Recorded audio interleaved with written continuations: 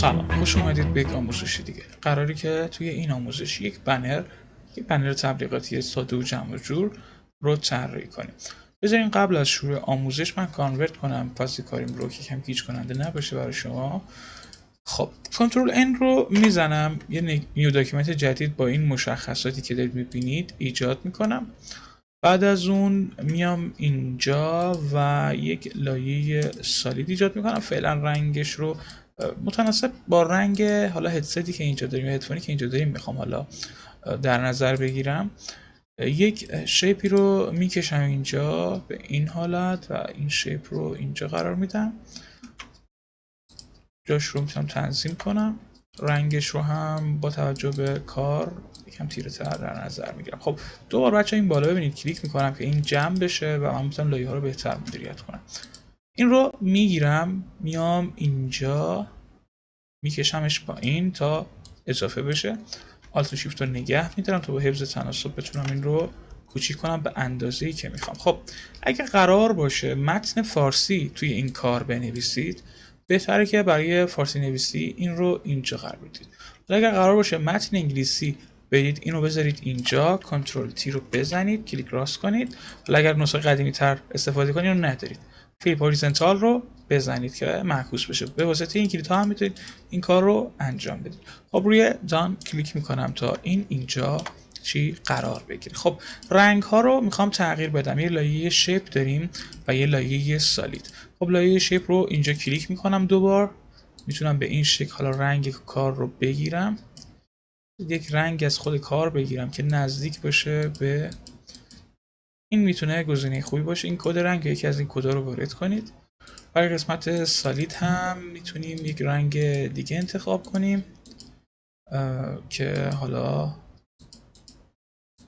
این میتونه خوب باشه. میتونیم جاهاش هم با هم عوض کنیم که بسته به کار و نوری که توی کار هست میتونید این کار رو انجام بده. خب مرحله بعدی دور کار در نظر بگیرم. میتونم روی کل کار باشه. پس من میام اینجا یک لایه جدید ایجاد میکنم. لایه جدید هم میتونید کنترل شیفت آلت ان رو بزنید برای لایه جدید. ابزار گریدینت رو انتخاب میکنم، این رو انتخاب میکنم، این حالت مود رو و ریورس رو میزنم، شیفت رو نگه میدارم. میبینید که این حالت برای من اینجا ایجاد میشه و اون افکتی که میخوام رو به کارم میدم. به این شکل حالا قرارش میدم. میزان اپاسیتیش رو یا اون روشناییش رو میتونم بیام کاهش بدم به اون مقداری که میخوام. 50 گزینه بدی نیست. خب این لایه رو انتخاب میکنم، یک اینر شادو بهش میدم. میتونم این کار رو با براش انجام بدم، یعنی سلکشنش رو به دست بیارم، منطقه رو یه سایه بدم، یا بیام یک اینر شادو بهش بدم که یک سایه به سمت داخل بده. میام اینجا به این حالت سایز رو بیشتر میکنم که نرمتر بشه. ببین اطراف رو داره به من میده. خب اگر من اینجا هر چقدر سایزش بیشتر کنم یه به سمت داخل داره میاد. من خب برای اطراف نمیخوام، فقط این قسمت داخل میخوام. خب میتونیم بیایم چیکار کنیم بچه‌ها؟ بعداً این استایل رو جدا کنیم که اینم یک روش خیلی خوبی میتونه باشه. میتونه پاسیتیش رو کمی کم میکنم. ببینید به این حالت خیلی اگر هم رنگ اون قسمت بشه اون دیواره یا اون چیز خوب نمیتونیم داشته باشیم. خب این میتونه خوب باشه ولی یکم به نظرم کمتر یا بیشتر. حالا باسیشو بعدا کم میکنم. میام اینجا کلیک راست میکنم و کریت لایر رو میزنم. استایلش رو برای من جدا میکنه. یک لایه ماسک براش میسازم. براش رو برمیدارم با رنگ مشکی. این اضافات پایینیش رو شروع میکنم به حذف کردن که این لبه ها سایه نداشته باشیم. حالا میتونید از این آیتم کپی بگیرید و بیایید حالا فلیپ ورتیکال رو براش در نظر بگیرید که به سمت دیوار بالایی هم اون رو بدید که این قسمت اون سایه باشه که دیگه اینا دیگه دست خودتون. توی مرحله بعد یک الیپس میخوام رسم کنم، یک دایره برای قرار دادن متن ها. خب پس من میام زیر هدفونی کار انجام میدم، کنترل آلت شیفت ان، لایه جدید، ابزار الیپس رو انتخاب میکنم، شیفت رو نگه میدارم با حفظ تناسب، اسپیس رو برای جابجایی میگیرم و یک دایره به این شکل میکشم. خب رنگش رو بچه دقت کنید، دوبار کلیک میکنم روی این دایره، نزدیک به همین کار حالا میتونم داشته باشم یا روشن‌تر. بعد از اون یک لایه ماسک براش ایجاد میکنم، ابزار گریدینت رو برمیدارم و شروع میکنم به البته تنظیماتش رو درست کنم به این حالت. این قسمت هاشو فید میکنم، دوباره این کار رو انجام میدم 2-3 باری که این فید شو دیگه به قشنگی روی کار بشینه. آلت شیفت رو نگه میدارم که همین کوچیک‌ترش میکنم. ببینید یه هایلایتوری اینجا ما داریم که توی این قسمت میتونیم متنمون رو بنویسیم. متن رو بذارید از همینجا من کپی کنم که دیگه نخوام حالا کالری بسوزونم برای نوشتنش. آلت تب، ابزار تایپ و متنمون رو اینجا می نویسیم که دیگه میتونید حالا اینجا خودتون مشخص کنید که مثلا کدوم عنوان بزرگتر باشه، کدوم کوچیکتر باشه، یا مدلش رو قرار بدید. دیگه دست خودتون اینها رو قرار میدم و نمونه متن رو میتونید تو این فضا یا یه دکمه خرید رو اینجا اضافه کنید که دست خودتونه این همه این چیزا. خب حالا بچه‌ها بیس کار رو ساختیم. اگر خواسته باشیم میزان اپاسیتی این رو کم کنیم، این رو میتونیم از اینجا کاهش بدیم. میبینید که خیلی داره کار قشنگ و جمع و جور میشه. برای اینکه بتونیم این فضای خالی رو بهتر مدیریت کنیم میتونیم 2-3 تا شیپ اضافه کنیم. من اینجا حالا میام کنترل آلت شیفت یه لایه جدید میسازم، ابزار الیپس رو برمیدارم، یه دایره اینجا رسم میکنم، میخوام بهش نور بدم و این کار رو قشنگتر بکنم. یعنی به چه شکل؟ ببینید بچه ها، رنگش رو هم رنگ همین قسمت انتخاب میکنم، یه اینر شادو بهش میدم و زاویهش رو تغییر میدم. ببینید بذارید سایز رو کمتر کنم، یه حالت نور به حال این شکلی توی کار میدم. البته اگر نور رو به این شکل دادیم باید این هدفون هم نورش رو تغییر بدیم که اینها رو حالا با هم دیگه کار میکنیم. رنگ هم اگه خواسته باشیم میتونیم از اینجا تغییر بدیم و یک رنگ بهتر، مثلا این رنگ نزدیک به کاره به نظرم میتونه بهتر باشه. خب این رنگ گزینه خوبیه. این کد اوکی. خب حالا کنترل رو نگه میدارم و کلیک میکنم تا یک لایه زیر این لایه ایجاد بشه و میخوام بهش سایه بدم. براش رو برمیدارم با یک براش معمولی کلیک میکنم. میتونیم از قبل هم ما بیایم بچه‌ها یه سری تنظیمات رو برای این مثلا در نظر بگیریم، این سایه رو به این شکل بدیم. خیلی کارا میشه حالا انجام داد دیگه، با توجه به حالتی که دوست دارین میتونین این کار رو داشته باشین. این سایه رو به کار میدم. اگر بخوام خیلی کشیده تر باشه میام چیکار میکنم؟ آلت رو نگه میدارم، کلیک راست موس رو میگیرم و به این سمت درگ میکنم و این سایه رو اینجوری ادامه دار میدم که این قسمت ها رو ما میتونیم حالا بیایم چیکار کنیم؟ به تدریج تار بکنیم و حالا این دست شماست دیگه. خب این رو میذارم اینجا، میخوام یه جوری نشون بدم چون نور داره از این قسمت میخوره، این سایه هم اینجا به این شکل هستش که میزان سایه رو ما میتونیم حالا کنترل کنیم به این حالت که به نظرم باز الان بهتر شد. خب این دوتا رو انتخاب میکنم، اوکی، آلت رو نگه میدارم، یه کپی میگیرم. این رو هم میتونم توی سند پخش کنم دیگه با توجه به حالتی که هست. این رو مثلا میذارم اینجا، اوکی. فقط باید ما حالا بیایم چیکار کنیم؟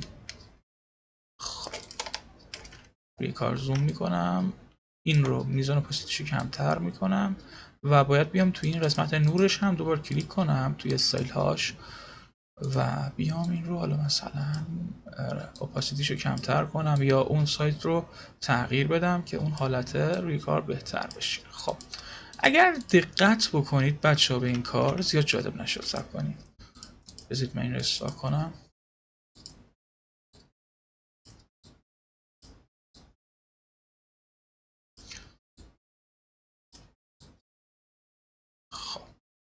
باید یه جوری دقیقا متناسب با این آیتمی که اینجا داریم باشه. میبینید که حالا فرق میکنه، میتونه این حالا محل قرارگیری نور رو نشون بده. اگر اینم بذارید من حالا متناسب با این تغییر بدم، بالاخره دیگه یه کار خوب بخوایم انجام بدیم. خب به نظرم بهتر شد. حالا ببینید بچه‌ها این قسمت دایره من نور داره دریافت میکنه. یعنی اگر بخوایم به صورت حالا نشون بدم بهتون، یه همچین حالتی ما داریم. این قسمت ها داره یه نوری رو دریافت میکنه و این قسمت ها چی بچه ها؟ تیره هستش. که این میتونه روی پس زمینه باشه یا نباشه دیگه، این بستگی به سلیقه شما داره. خب من میخوام یه جوری طراحی کنم که این هدفون رو توی فضا نشون بدم. پس میام کنترل نگه میدارم، کلیک میکنم یه لایه زیرش ساخته بشه، بی رو میزنم براش انتخاب بشه، آلت رو نگه میدارم، اسکرول میزنم سایز براشم بزرگ بشه، یه دونه کلیک اینجوری میکنم و این سایه رو میام زیر اینجا قرار میدم. ببینید هر چقدر سوژه بالاتر از اون سایه باشه نشون میدیم که این مثلا هدفون توی ارتفاعه و باید حالا اینجا میزان اپاسیتی سایه هم با استفاده از اعداد مثلا 1 تا 9 یا با استفاده از این اسلایدری که اینجا داره بیایم چی بچه‌ها کم و زیاد بکنیم تا اون حالت خیلی قشنگتر بشه. خب میبینید که یه کار خیلی شیک رو داریم اوکی میکنیم، در عین ساده بودن خیلی هم خوشگله. متن رو میتونم حالا از این مسیر بزرگ بکنم یا نه حالت استانداردش بیام با استفاده از حالا شورتکات این کار انجام بدم که میبینید که میتونم من اینجا سایز رو با کنترل شیف علامت کوچکتر بزرگتر تغییر بدم یا در نهایت از قسمت پروپرتیز بیام سایز متنم رو تغییر بدم که اینا رو دارم خدمتتون میگم سرعت عملتون بهتر بشه. خب ما اگر بخوایم این رو مثلا اینجا قرار بدیم، ببینید بچه دقت کنید، میخوام دایره توی کار باشه و اگر نیاز داشته باشید به یه سری توضیحات دیگه، خب توی این فضا یک تکست باکس ایجاد میکنم و بقیه موارد رو مثلا مدل و این داستانا رو از این هدفون مینویسم، ولی خب با سایز کوچیک‌تر و به این حالت یه سری توضیحات بذارید از پاراگراف ها استفاده کنیم که کارمون خیلی بهتر و قشنگتر بشه، چون متنامون حالا یکم فاصله شون درست نیست، اینجوری فضای خالی بینشون ایجاد میشه که نباید این فضای خالی باشه.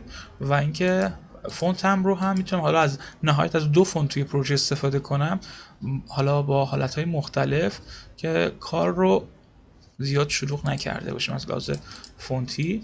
این اطلاعات مثلا میتونه حالا مربوط به این هدست باشه که دیگه دست خودتونه این رو چقدر بخواید حالا اضافهش کنید. مثلا من میارم پایین یه 2-3 باری از این متن کپی میگیرم و اطلاعاتی که مربوط به این هدفون میشه رو اینجا میتونید بنویسید. البته سعی کنید متن ها رو با هم دیگه الاین کنید که زیر هم باشن و کار شما رو خراب نکنن. خب در نهایت یه همچین حالتی میشه که اگر خواسته باشید این سایه رو میتونید مثلا اینجا بذارید، خب بچه‌ها، یا این رو بذارید اینجا باشه، یه دکمه، این قراره یه بنر فروشگاهی باشه، این حالا هر جا خواستین ازش میتونید استفاده کنید.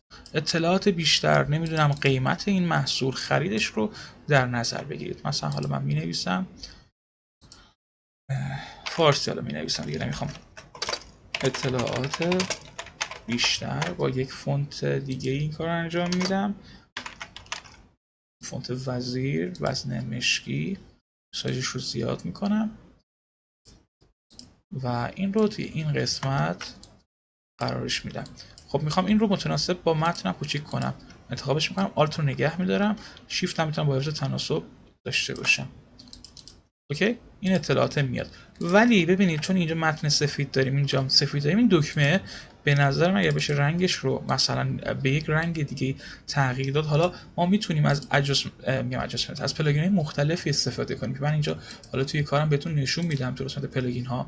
ببینید از لحاظ هارمونی رنگ ها، اگر من اینجا حالا کنتراست چکر داره، میتونید 2 تا رنگ رو کدش رو اینجا بزنید، مقدار اول رو یه مقداری بهتون میده. مثلا رنگ این قسمت رو اگر من با آیدراپر کدش رو به دست بیارم، خب این کد رو به من میده، این رو توی مقدار اول تست میکنم، رنگ دوم رو هم مثلا سفید انتخاب میکنم. اوکی، FF رو اینجا میایم حالا پیست میکنیم، یه مقداری به من میده. میبینید که این 2 تا رنگ از لحاظ کنتراست خانایی توی سایزهای مختلف امتیازش رو میگیره و همه تیک خورده است. اگه حالا مثلا بیام مشکی رو انتخاب کنم چه اتفاقی میفته؟ خب 0 رو من اینجا برمیدارم و مشکی رو اینجا پیست میکنم. میبینید که این 2 تا رنگ، ترکیب این 2 تا رنگ صحیح نیست و اینکه ما بخوایم اگر توی این رنگ تکستمون رو مشکی کنیم، حالا شاید قشنگ بشه شاید نشه. میبینید که اندازه خانایی اون کنتراست چکر اشتباهه و به این شکل شما اون متن رو نباید بیای چیز کنید. پس این یه پلاگین مهمیه که میتونی توی فتوشاپت حالا داشته باشی. البته این پلاگین یه باگ خیلی بزرگی داره، وقتی شما اسکرول میزنی به سمت پایین میخوای رنگ‌های بیشتری رو داشته باشی، نرم افزار فتوشاپ کرش میکنه. حالا اگر خواستید نصبش کنید این عنوان رو توی کلودتون سرچ کنید و نصبش کنید. سعی کنید تا پایین انتها نیایید. من 2-3 بار اومده این کرش کرده و حالا آیتم مختلفی داره. اگر دوست داشتید این رو من براتون توی یک قسمت معرفی میکنم و حتی نحوه نصبش هم بهتون میگم. بچه‌ها 1000 بار تو آموزش‌ها گفتم یه حمایت ساده چیز زیادی نیست دیگه. از اون کیکی یا واقعیه که حالا چند وقت دیگه میلیونی میشه کمتر نیستیم. به این حالت شما میتونید حالا با حمایت کردن آموزش‌ها رو بیشتر کنید. وقتی شما الان من 2 هفته از چیزی ضبط نکردم چون میدونم آقا حمایت نمیشه، ولی اگر حمایت بشه قطعا آموزش‌ها رو رایگانش رو براتون بیشتر میکنم. خب این رو من میام حالا سفید میکنم، رنگ دکمه رو میام تغییر میدم. خب بازم میتونم، حالا من دارم این کار رو به صورت چیزی انجام میدم و خب یعنی تستی دارم انجام میدم، یه حالت تناقض ایجاد کنم، ولی میتونید با اون قسمت کنتراست چکر یه سایت آنلاین هم داریم که کنتراست چکر سرچ کنید واسهتون میاد. خود ادوبی هم داره سایت که میتونید توی سایتش این کار رو انجام. یه تناقضی میخوام حالا بین اون رنگ باشه، مثلا این دو تا ترکیب گزینه بدی نیست و به این حالت این اطلاعات بیشتر رو اینجا قرار میدم. استایل های مختلفی داخل کانال تلگراممون گذاشتیم که این دکمه های شما رو خاص‌تر میکنه. ببینید استایل رو اگر من اینجا ایکانش رو ببینم، خب مثلا این دکمه رو با یک کلیک این استایل رو میتونید داشته باشید و میبینید که خیلی کار رو قشنگتر میکنه. در کنارش سرعت کارتون هم خیلی بالا میره و حالا ممکنه خیلی ها بدونن بشناسن، مشکلی نداره و خیلی این استایل ها رو نمیشناسن و توی طراحی فوق العاده این استایل ها به دردتون میخوره. من از این استایل ها استفاده نمی کنم و میخوام صرفا از مواردی استفاده کنم که توی آموزشم حالا خودم دارم میگم که شما هم داشته باشید. حتما بچه دکمه هاتون رو کنترل آر بزنید، خطکش ها فعال بشه، دقیقا در راستای متناتون قرار بدید. دکمه رو نذارید اینجا، نذارید اینجا. حالا اینجا بد نیست، توی این قسمت تا بیشتر میتونه خیلی قشنگتر باشه، ولی سعی کنید جاهایی رو بذارید که متناتون توی یک مسیر مشخصه. مثلا دکمه رو اینجا نذارید، این از لحاظ بصری زیاد جالب نمیشه و اون امتدادی که حالا من مشخص کردم با خطکش ها خیلی تاثیر داره. به نظرم اینجا باشه میتونه خیلی حالا قشنگتر باشه، ولی معمولا دکمه ها تو پایین کار هستن که به این حالت توی بنر اوکی میشه. این گردیشو زیاد نمیپسندم انقدر گرد باشه. در نهایت میتونید مثلا یک سایه هم به این بدید، خب با یک سری تنظیمات یه سایه خیلی معمولی. مدل مختلفی میشه برای حالا سایه ها استفاده کرد که دیگه زیاد نمیپسندم فعلا سایه رو به این کار بدم. استروک نداشته باشه این شیپی که ایجاد میکنید. اگر هم خواستید بذارید میتونید رنگ سفید رو بهش بدید که دور این کادر به این شکل قرار بگیره که بدم نمیشه و اون حالا برجستگی رو ایجاد میکنه. متنتون رو میتونید به نسبت این فضا کمی کوچیک‌تر کنید، یک فضایی برای کلیدتون باشه. معمولا حالا آیتم هایی که اینجوری مثلا درازترن یه حالت ویو بیشتری رو مثلا حالا بیشتر به چشم میان که دیگه بستگی داره به اون بنری که دارین کار میکنین. به نظرم گرد بشه کم بهتره. این آزمون خطا باید انجام بشه تا اون کار شما خیلی قشنگ به نظر برسه. خب ما برای اینکه این حالا هدفونمون رو هم بهش یک نوری بدیم، من اینو بیارم این برتر، اینم حالا میتونه جاش تغییر بکنه. اینا رو به همدیگه لینک کنید که اگر یکیشون رو جابجا کردید دومی هم جابجا بشه، مثلا این اینجا قرار بگیره، یا میتونید حذفش کنید، دست خودتون. خب میریم چیکار میکنیم بچه‌ها؟ من یک لایه یک ادجاستمنت مثلا لول، این آیتمایی که اینجا میبینید اینا برای کنترل کردن رنگه. این چارتایی که دارید میبینید برای کنترل کردن نوره. خب مثلا میتونید کرو بدید، لول بدید، بستگی به کار خودتون داره. خب این فلشه رو میزنم که فقط ماسک بشه به لایه هدفون. اگر این رو نیام حالا مثلا ماسک کنم چه اتفاقی میفته؟ مثلا نور رو میخوام تغییر بدم، اینکه کل کار اون نورش تغییر پیدا میکنه. حالا اگر این رو ماسک بکنم فقط اعمال میشه به هدفون. ببینید بچه‌ها و این نکات حالا به دردتون میخوره. حالا توی لایه ماسکش میام براش رو برمی‌دارم متناسب با اون مواردی که بهتون گفتم با یک براش معمولی. این قسمت ها رو میام چیکار میکنم؟ به این حالت سایه میدم که نشون بدیم این قسمت نور داره و یه همچین سایه‌ای اون هدفون من داره که این حالا نورها خیلی خیلی توی کار ما میتونه قشنگتر باشه. میتونید حالا آیتم‌های مختلفی رو توی کار استفاده کنید. صرفاً من دارم به این شکل گذرا میگم خدمتتون، چون اینا خودشون شامل یه دوره میشه که چجوری استفاده کنید، چه نورایی رو روی کار استفاده کنید. و این قسمت هم میتونید حالا اگر بخواید آدرس پیجتون یا قیمت رو بزنید، مثلا 1,800,000. اگر بخوام این اعدادی که می نویسم فارسی باشه چیکار کنم؟ میام اینجا کاراکتر رو پیدا میکنم. البته قبلش باید ویژگی خاورمیانه رو از تب تایپ فعال کرده باشم. به این شکل یه گزینه جدیدی واسم میاد، این رو روی فارسی میذارم و این میشه 1,800,000.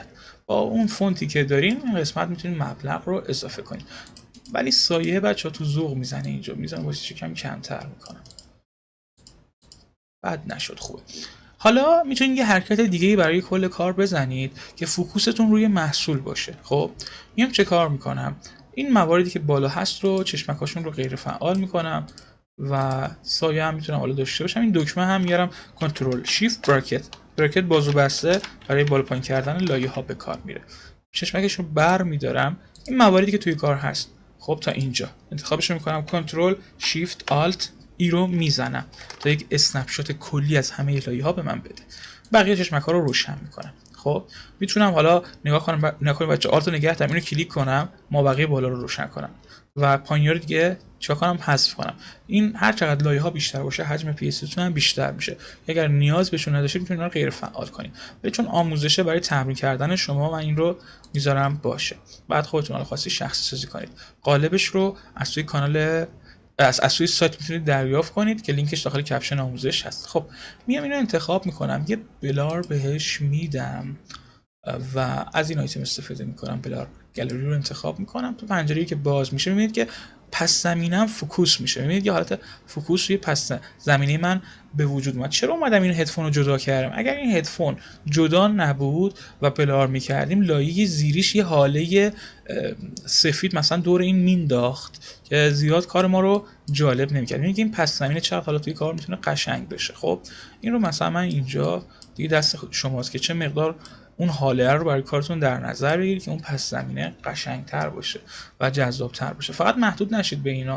آیتم های مختلفی داره، مثلا یکی هم میتونید انتخاب کنید.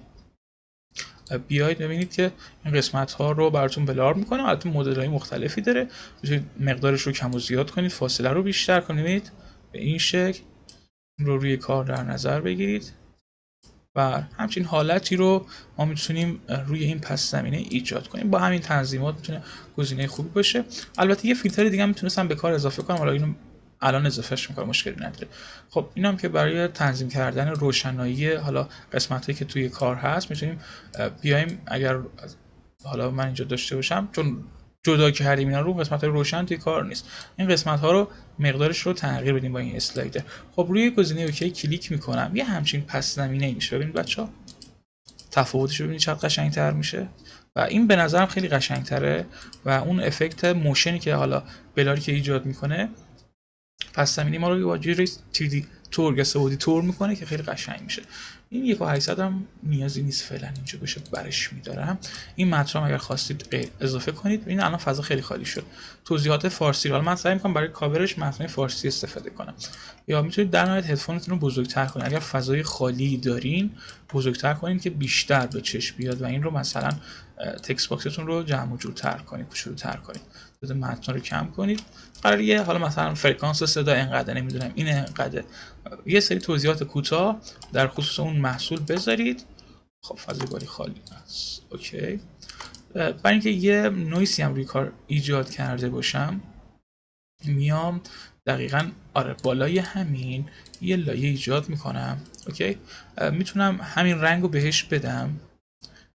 بیام از دو مسیر، حالا از مسیرهای مختلف میشه نویز رو روی کار ایجاد. مثلا رنگ مشکی رو به کار میدم، فیلتر نویز اد نویز رو میزنم، یه همچین نویزی به کار من میده. این تیک و این تیک رو بزنید، ببینید حالت نویز تغییر پیدا میکنه. این دو تا رو بزنید و حالا میتونید اینجا مودش رو مثلا روی مولتیپلای بذارید. خب یا اینام بد نیست، البته اوپاسیتیش خیلی کمتر از این حد بشه. ببینید که این نویسه توی کار توی پس زمینه ببینید چقدر قشنگ میشه. دست شماست که چه مقدارش چقدر باشه. یا میتونید از این مسیر برید حالا کنترلش کنید یا از طریق بلندیف برید این کارو انجام بدید و اون اسلایدر رو وقتی کم میکنید ببینید یه حالت این شکلی توی کار میاد.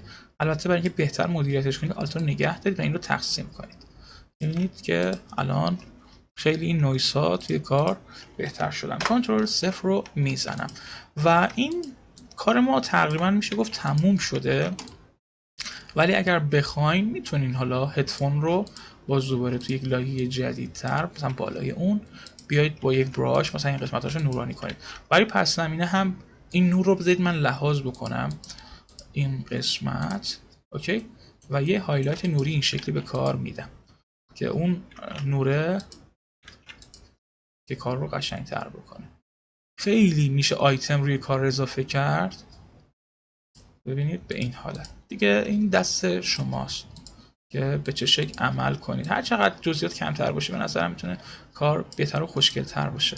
اطلاعات بیشتر شما بیا اینجا و یا یک بوردر مثلا این شکلی هم دور این کار بذارید. رنگ غیر فعال، استروک فعال، مقدارش مثلا به 10 تغییر میدم. دور کار به این شکل میتونه قرار بگیره. حالا گوشه‌هاش رو میتونید به این شکل گرد بکنید. مدلش رو هم میتونید بیاید مثلا استروکش کنید یا نقطه چرخ. این کار خیلی خزه دیگه، خیلی تو الان تو این لول های طراحی استفاده نمیشه. سایه یه چیزم کجا رفت؟ هدفون هم کجا رفت؟ چرا اینو من صفر کردم؟ خب یکم بازتر بشه بعد میشه به این حالت. خب این نورم تو ذوق میزنه، زیاد حال نمیکنم با این نوره، یکم بیروح شده. خب میتونیم مثلا به جای اینکه رنگ سفید بدیم یه رنگ پس‌زمینه روشن این شکلی به کار بدیم. خب ولی درجه رنگ روشناییش رو باید بیشتر کنیم. این بیاد به سمت حالا بالا بره روشن‌تر میشه.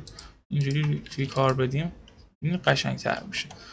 و بازم میتونیم یه رنگ سفید این شکلی بدیم از قسمت بلندیف این بهتر مدیریتش کنیم. ببین بچه‌ها بلندیف رو خب اگه من تقسیمش بکنم آره این بهتره. به این حالت میتونیم اینجا قرارش بدیم. این رو من میذارم مثلا اینجا باشه. بعد از اون میم یه افکت دیگه مثلا به کار میدیم. براش رو برمی‌داریم توی لایه جدید. اوکی. خب یه نقطه میزنم، انتخابش میکنم، اینجوری میکشمش، کنترل جی، شیفت رو میگیرم به این حالت، دوتا رو با هم دیگه باز از کنترل ای مرج میکنم، با شیفت انتخابش رو میکنم، یکم زاویه بهش میدم، یه حالت اینجوری مثلا روی قسمت هر جایی که میخوایم مثلا میتونیم روی کار استفاده کنیم. روی هدفون استفاده میکنم، یه جای خاصی از هدفون میتونید ازش استفاده کنیم دیگه، دست شماست. من مثلا اینو میذارم اینجا باشه. آره اینجا چون یه حالا یه نور هم اینجا داریم میتونه گزینه خوبی باشه توی کار. میبینید که چند تا از این میتونید توی کار به صورت پراکنده استفاده کنید. فقط باز رنگ این قسمت رو نمیپسندم. بذارید مثلا اگه بخوایم مشکی استفاده کنیم با هم اوکی ان. مشکی و سفید که مشخصه. این رو مثلا سفیدش بکنیم، متنمون رو بیایم به این حالت بزنیم که میتونه قشنگ باشه. مشکی هم میشه، این رنگ هم که توی کار هست میشه. و بازم گفتم طبق خطوط راهنما عمل کنید. اینو مثلا کمی جمع تر میکنم، این دکمه خیلی بزرگه. این حالت متن و شیپ هم با استفاده از شیفت انتخابش میکنم، به نسبت همدیگه اینا رو الاین میکنم. و همونجوری که مشاهده کردی یه کار جذاب رو با همدیگه ما اومدیم طراحی کردیم. بچه‌ها دیگه من نگم بهتون دیگه لایک و کامنت بذارید دیگه. نهایت الان این ویدیو الان چقدر شد؟ این ویدیو ضبط کردم 28 دقیقه است. 28 دقیقه دو برابرش باید بذارم تدوین کنم، دو برابرش هم با این نت باید بذارم آپلود کنم. حالا اینا رو میگم به اهمیت نمیده، اصلا نمیدونم برای چی اینقدر اینجوری هستید ازش گذرا میگذرید، ولی یه لایک ساده انجام بدید دیگه. یه انرژی داشته باشه آدم بخواد حالا کارهای بعدی رو براتون در نظر بگیره. خب امیدوارم که این آموزش رو دوست داشته باشید، به کارتون بیاد. بذار این نکته دیگه هم بهتون بگم. یه لایه دقت کنید بچه‌ها، اینجا یه لایه هیو سچوریشن یا یک ادجاستمنت هیو سچوریشن بالاش ایجاد میکنم. اوکی، اینجاست. ماسکش میکنیم حالا یا نه ماسکش هم نکردیم مهم نیست. این هیوش رو تغییر میدیم. ببینید به این شکل میتونید حالا رنگ این پس زمینه رو برای کارهای بعدی تغییر بدید. دیگه نخواهید این مراحل رو دوباره از نو برید و به این حالت. برای اینکه حالا هدفون هم مثلا بخواید رنگش رو تغییر بدید، خیلی راحت میتونید بیاید سعی کنید از طریق ادجاستمنت این کار انجام بدید. آلت رو نگه میدارم میارم بالا، مسکش میکنم به هدفون، دوباره اینجا کلیک میکنم. خب این رو من میذارم روی 0. اوکی، این دسته رو انتخاب میکنم، مثلا اینجا کلیک میکنم. کجا رفتی عزیزم؟ ببینید اینکه اینجا کلیک بکنید، شما انتخابش کنید، تو اون پنجره میتونید بیاید اون رنگ هدفون رو به این شکل برای کارهای بعدی تغییر بدید. وای که چقدر خوشگل شد این رنگ. خب آره دیگه، بهتر از به نظرم قرمزشه دیگه. با توجه به اون رنگ بندی که توی کار هست میتونید این کار انجام بدید. البته حواستون باشه الان ببینید رنگ قرمز اصلا همخونی نداره توی این کار و قشنگ نیست و اینجا رنگش رو متناسب با پس زمینه یا مشکی در نظر بگیرید. با پس زمینه به نظرم بهتره. این اطلاعات رو حالا اگر بزنید کامل تر کنید بنویسید، خیلی این کار قشنگ و جذاب تر میشه. خب امیدوارم که این آموزش رو دوست داشته باشید.